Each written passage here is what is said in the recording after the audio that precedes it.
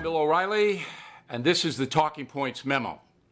We're going to discuss what happened today in front of the Senate Judiciary Committee with the attacks on Judge Brett Kavanaugh by Dr. Christine Ford. Okay, so basically you have a he said, she said, somebody's lying. Somebody's lying. So let's take Dr. Ford first. In this situation, she came across as polished in her opening statement. Okay?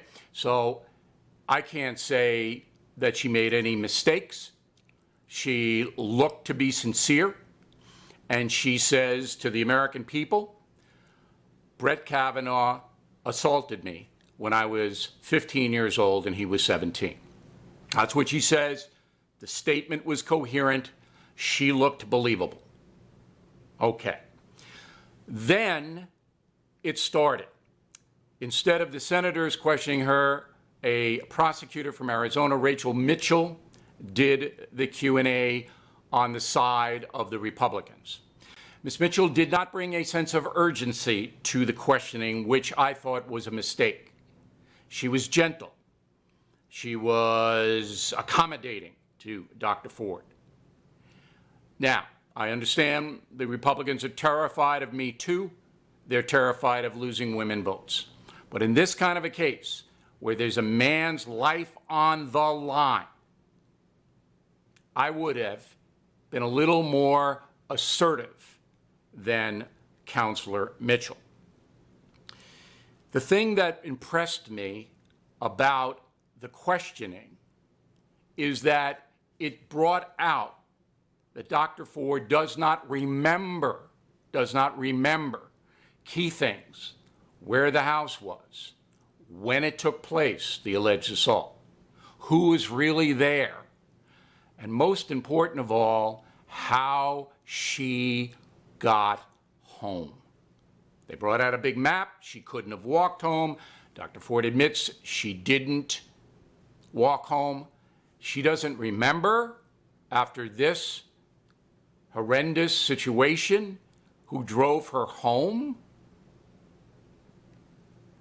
I understand trauma. I understand that you might forget things, but that's a huge, huge part of the story.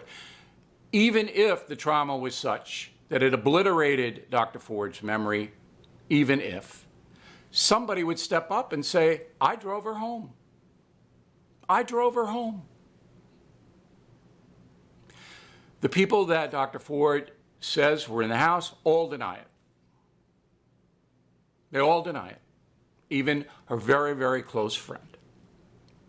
So what you have then is a situation where no court in the world would ever convict Brett Kavanaugh of anything listening to what Dr. Ford put forth under oath. Nobody would do it. There isn't enough evidence. There are holes in the story that are enormous, and that's the fact. That's the truth. Then you add the political layer.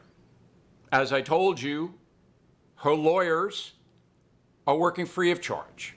And every time you saw a sympathetic picture of Dr. Ford, I just kept looking to the two lawyers flanking her, who are fanatical, far-left zealots who have devoted their lives to destroying people with whom they disagree politically.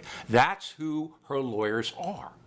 How did she get the lawyers? We learned today. Dianne Feinstein steered her in to these lawyers. These lawyers are not being paid by Dr. Ford.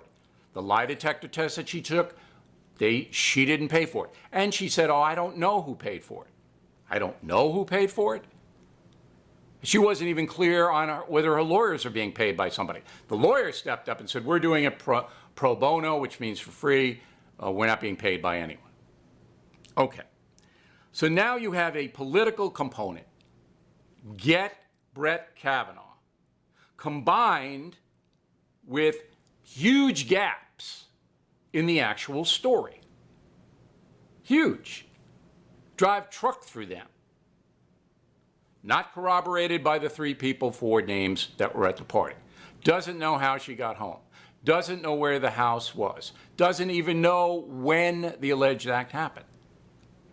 Because she was traumatized, and that's why she doesn't know. That's what she purports. The disturbing thing about this is that Dr. Ford looks like a human being who's responsible. But in order to destroy a man, if this didn't happen, she's a monster. If it didn't happen. But from what we know now, the most important thing for you, the American citizen, is that Brett Kavanaugh would not be convicted in any civil or criminal court. And that's the memo. I'm Bill O'Reilly for Newsmax, reminding you the best analysis ever is on BillO'Reilly.com. We hope you check us out.